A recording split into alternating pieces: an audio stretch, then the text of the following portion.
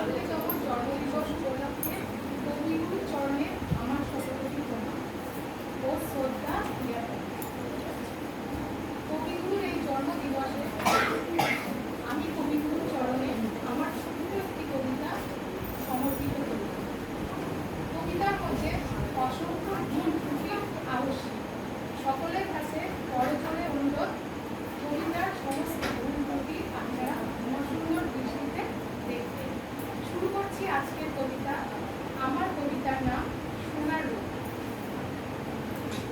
আমার বাড়ির ছাতির গাছের মাথায় রোজ আস্ত সূর্যটাকে দেখি। কে বলে মাঝে মাঝে বাঙালি, আমরা তো রবির বাঙালি। ওপেনের 2 বিঘা জমির লড়াই দেখা বাঙালি, মাছ ভাত তুমি যেন শিখে হও। আমার বাড়ির ছাতির গাছের মাথায় রোজ আস্ত সূর্যটাকে দেখি। কে বলে আমরা প্রকৃতি প্রেমী নই।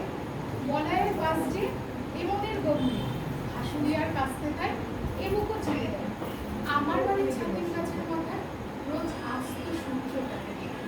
কে বলে আমরা সর্বহারা বাঙালি, আমরা তো নোবেল জয়ী।